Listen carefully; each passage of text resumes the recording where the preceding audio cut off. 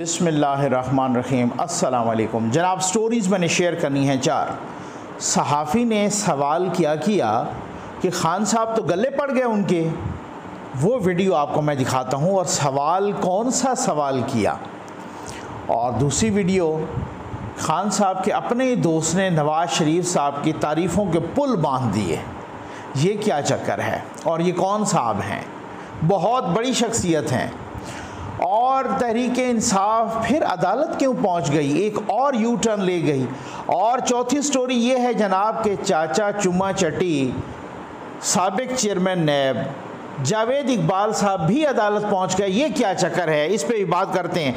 लेकिन सबसे पहले मैं आपको वो वीडियो सुनाऊंगा जो वीडियो मैंने कहा ना कि ख़ान साहब के अपने ही साथी, अपने ही ओहदेदार, जी हाँ, वज़ीर आज़म आज़ाद कश्मीर सरदार तनवीर इलियास, उन्होंने जनाब नवाज़ शरीफ साहब की तारीफ़ों के पुल बांध दिए हैं। मैं तो कहता हूँ उनकी अब खैर नहीं है ख़ान साहब, क्योंकि ख़ान साहब में बर्दाश्त और वो तो है कोई नहीं ना। ये आप देख लीजिए ज़रा, वो क्या हमारे दोस्त हैं, बहुत ही अच्छे सहाफ़ी हैं, मुर्तज़ा अली शाह साहब, जियो से वाबस्ता हैं, लंदन में रहते हैं। और जनाब उन्होंने उनका इंटरव्यू किया एक मुख्तसर सा, और उस इंटरव्यू में वो क्या कह रहे हैं आज़ाद कश्मीर के वज़ीर आज़म सरदार तनवीर इलियास, ये ज़रा आप ख़ुद सुन लीजिए। सरदार साहब, ये मैजिक फार्मूला है कि आप साबिक़ वज़ीर आज़म नवाज़ शरीफ ने भी मुख्तलिफ मीटिंग्स में आप उनसे भी बड़ा करीब रहे, उनसे भी मिलते रहे और उनके साथ काफ़ी बल्कि आप करीब भी थे। और उन्होंने यहाँ लंदन में मुख्तलिफ मीटिंग्स में आपका बड़े अच्छे अल्फाज में जिक्र किया। इमरान खान साहब के साथ भी आपकी उतनी अच्छी है, तो ये कैसे आप मैनेज करते हैं कि बिल्कुल ये अपोजिट एक्सट्रीम्स है? मियां नवाज शरीफ साहब को मैं क्रेडिट देता हूँ कि वो एक रवादार, तल्लक रखने वाले, इज्जत देने वाले आदमी, और इसी तरह लोग भी उनकी कदर करते।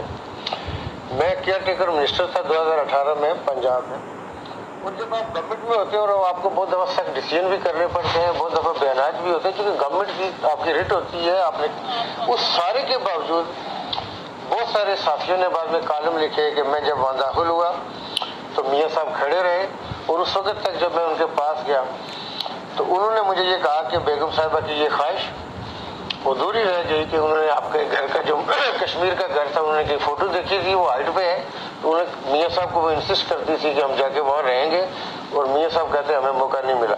तो मैं ये समझता हूँ कि वो उनकी ये रवादारी ये सियासत के अंदर रहनी चाहिए। देखिए, सियासत आप किसी के साथ भी करें।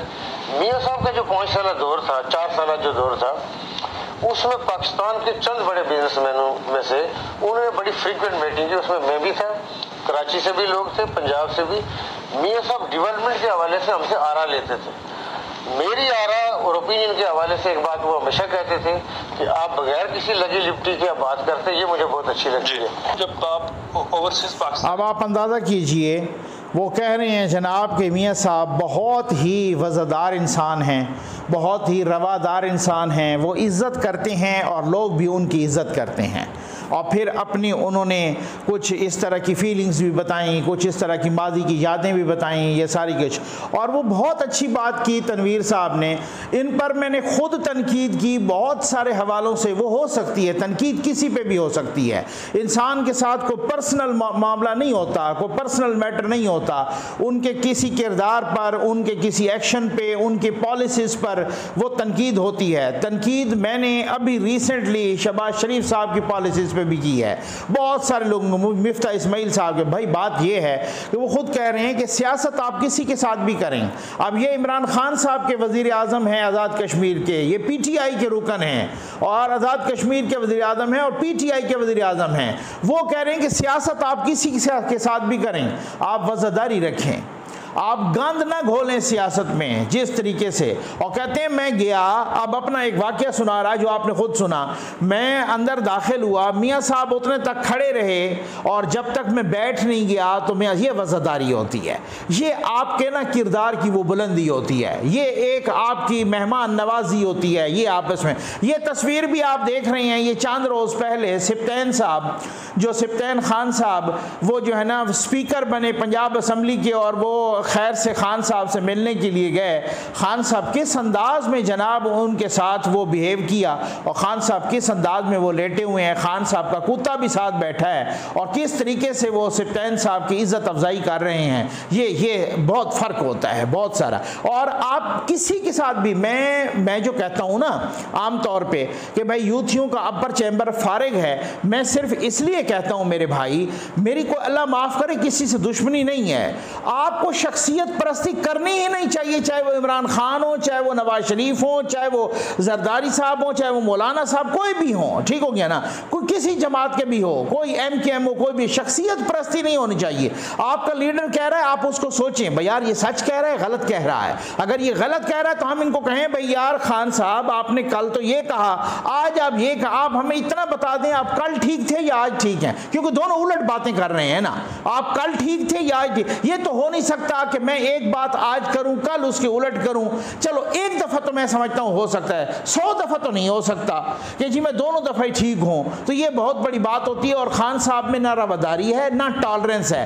टॉलरेंस का ये ज़रा मुजाहिरा देखें, हमारे दोस्त हैं, खैर मेरे तो बिल्कुल छोटे भाई हैं, हैदर शिराजी साहब उनका नाम है और वो एक निजी टीवी से एसोसिएटेड हैं, निजी टीवी के रिपोर्टर हैं। उन्होंने आज खान साहब से एक सवाल, बस सवाल तो कर लिया और खान साहब जनाब बिल्कुल बिगड़ गए। और खान साहब ने जिस तरीके से, ये पहले आप ज़रा सुन लीजिए, फिर उसको खान साहब ने जिस तरीके से फिर उन सहाफ़ियों, उनको भी और बाकी सहाफ़ियों को भी उनके गार्ड्स ने धक्के दिए और जिस तरीके से बिहेव किया, ये कोई पहला मौका नहीं है, लेकिन ये आप ज़रा देख लें कि खान साहब ने उस सहाफ़ी के साथ, ये बहुत ही बहादुर सहाफ़ी हैं भाई, ये सहाफ़ी जो है ना, मुझे फिर अब एजाज़ सैयद साहब की कापी नज़र आ रहे हैं और ये एजाज़ सैयद 2 हैं। ये पहले भी एक दफ़ा उस दिन मैं देख रहा था, वो अपना शहबाज गिल को भी इन्होंने औकात याद दिलाई थी, ये बनी गाला में अभी कुछ रोज़ पहले, तो उस वक़्त भी, और आज खान साहब का भी बहुत ही इस तरह का सवाल, इन्होंने सवाल किया आरिफ नकवी से मुतल्लिक किया सवाल, वो आप सवाल भी सुन लीजिए और फिर जवाब भी खान साहब की और रऊनत का अंदाज भी देख लीजिए, ये आप खुद देखिए, फिर उसके बाद इस पे तबसरा करते हैं और फिर मैं अगली स्टोरीज पर बढ़ता हूँ। खान साहब, आरिफ नकवी आपका बिजनेस पार्टनर है क्या? एक मिनट साइड पे। खान साहब धक्के देने वाले गार्ड क्यों रखते हैं? अगर सवाल का जवाब नहीं देना, खान साहब धक्के क्यों दे रहे हैं ये? सर आप इसका आपके चहेते एंकर बुला लें सर, फिर जवाब देंगे सर अपने फेवरेट जर्नलिस्ट को सिर्फ।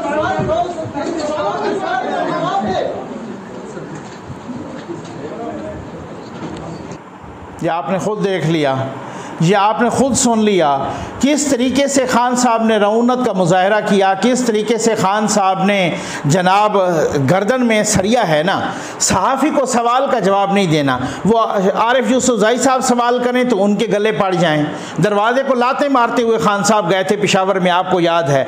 अब हैदर शिराजी साहब करें तो उनको पड़ जाएं, और जिस तरीके से उन्होंने जिस सवाल का मैं जवाब नहीं दूंगा भाई, अगर आप नो कमेंट्स कह भी दें और आप सही मूड से कहें, आप ठंडे मूड में रहें, आप अपना, आपका हक है, आप अगर जवाब नहीं देना चाहते आप ठंडे मूड में रहें, आप उनको कहें जी नो कमेंट्स, ये आपका राइट है, कोई मसला नहीं है। वो क्वेश्चन ये थोड़ी है कि आप बैठ के मालशिया पालशिया सहाफ़ियों के साथ प्रोग्राम भी करें, उनके सवालात के जवाबात भी दें, जो आपके सवालात से भी ज़्यादा लंबे खुशामदाना सवाल करें, लेकिन आपने किसी सहाफ़ी, ऐसे आज़ाद सहाफ़ी का, न्यूट्रल सहाफ़ी का, ऐसे ही सहाफ़ी का, बहादुर सहाफ़ी का जवाब नहीं देना, उल्टा उसके गले पड़ जाना है, जवाब नहीं दूंगा जवाब। ये आप रऊनत का अंदाज तो देखें खान साहब का, मैं कहता हूँ क्या बात है। अपने ही बातों पर आप जब यू टर्न लेते हैं, आज एक और यू टर्न जनाब तहरीक इंसाफ ने ले लिया।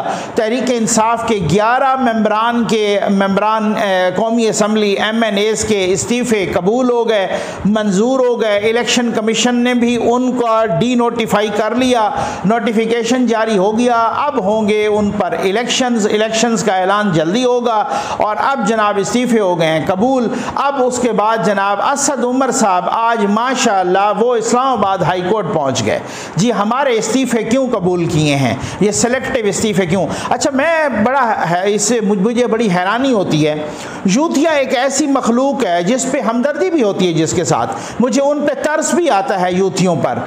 उनको ये बेवकूफ़ बना रहे हैं अपने लीडरान इमरान खान साहब और बाकी ये सारे कासिम सूरी और ये सारे उनको बेवकूफ़ बना रहे हैं। भाई हम तो इस्तीफ़े पहले ही दे चुके हैं, हमारे इस्तीफ़े तो कासिम सूरी ही कबूल कर चुका है, मंजूर कर चुका है, तो अब क्यों? भाई वो उनसे एक यूथिया भी ये सवाल नहीं करता कि भाई अगर आपके इस्तीफ़े कबूल हो चुके हैं, मंजूर हो चुके हैं, तो अब तक आप तनख्वाहें क्यों ले रहे हैं कौमी असम्बली से?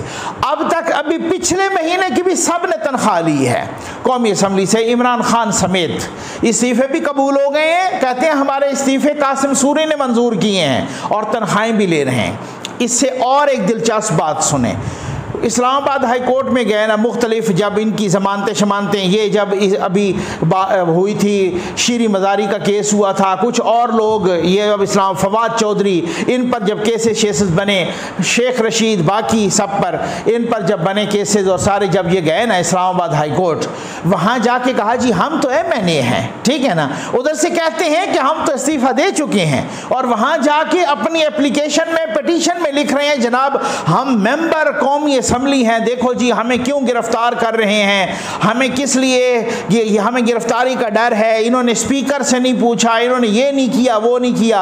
अतर मिनल्ला साहब ने खुद रिमार्क्स दिए कि भाई अब ये MNA हैं, ये अभी तक ये हैं, जी हाँ हम अभी तक हैं, उधर नहीं कहते हम इस्तीफ़ा दे चुके हैं। और कासिम सूरी साहब और इमरान नियाज़ी साहब इनको वैसे ही चूना लगा रहे हैं, और यूथिये भी मान गए इसी बात पर। भाई यूथियों का इसीलिए कहता हूँ कि अपर चैम्बर खाली है। अभी और भी सुना है कोई 1 दर्जन के लगभग इस्तीफे और पाइपलाइन में हैं, जल्द ही आज कल में या इसी हफ्ते में वो मंजूर होने लगे हैं। अब पड़ गया है, अब एक खलबली सी मच गई है। खबरें बहुत सारी हैं, इससे अगली वीडियो में भी आप इंतजार करना, बहुत ही धमाकेदार किस्म की आपके साथ शेयर करेंगे। बहुत ही एक खलबली सी मच गई है, एक इस तरह की सी कैफियत है। भाई यार ये अब क्या करें? उन्होंने कहा ना, अब उन्होंने वो भी इस्तीफे भी वो मंजूर किए हैं कि जिसमें जीत का मार्जिन भी कम था। भाई आप तो कहते हैं ना हम तो चे गुवेरा बन गए हैं, हम तो पता नहीं मऊ से तुंग बन गए हैं, हम तो पता नहीं ईया का नाबो तो भैया का नस्ताइन का मकसद ही कौम को समझा रहे हैं, ला इलाहा इल्लल्लाह समझा रहे हैं। जैसे वो हमारे दोस्त हैं वो कामरान शाहिद साहब, उन्होंने ठीक करके छतरौल की है इनके एक अपना मेंबर की और इनकी एक रहनुमा की। उन्होंने कहा जी ये क्या है कि आप कौम को खड़े होकर कहते हैं कि जी ला इलाहा इल्लल्लाह, क्या ला इलाहा इल्लल्लाह हम नहीं पढ़ते, हमें नहीं पता।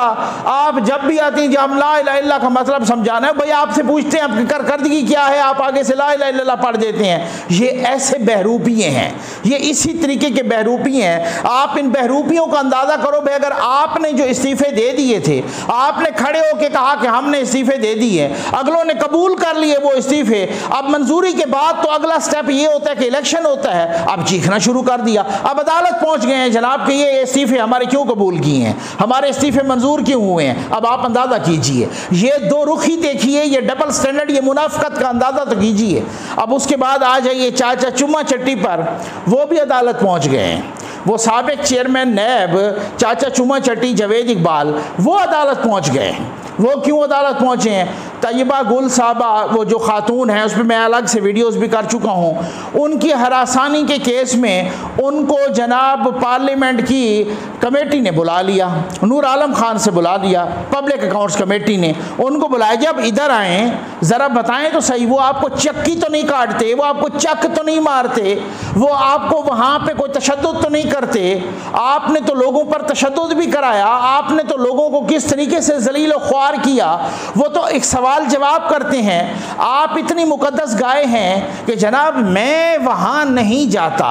आप रऊनत तो देखें, आप गर्दन में सरिया तो देखें, आप क्यों नहीं जाते? आपको खुदा लगे हुए हैं, आपको फिरौन बने हुए हैं, आप क्यों नहीं जाते? आप पार्लियामेंट की कमेटी आपको बुला रही है, और आपके अगर या तो आप अपने करतूत ठीक रखते, अपने किरदार को ठीक रखते, आप जाइए वहाँ पे सवाल, अगर आपने कोई गंद नहीं किया, आपने किसी किस्म के काले करतूत नहीं किए, आपने किसी किस्म की गलत बात नहीं की, तो अगर आपके दामन पे काले धब्बे नहीं लगे हुए तो आप जाइए वहाँ पे बताइए कि जनाब ये सूरत हाल है और ये मुझ पे इल्ज़ाम है या जो कुछ भी है। वो तैयबा गुल साहबा भी बैठे हैं, आप भी बैठे हैं, उनके शौहर भी बैठे हैं और वहाँ पे आपसे सवाल जवाब हो, दूध का दूध और पानी का पानी यहाँ पे सामने है सब कुछ।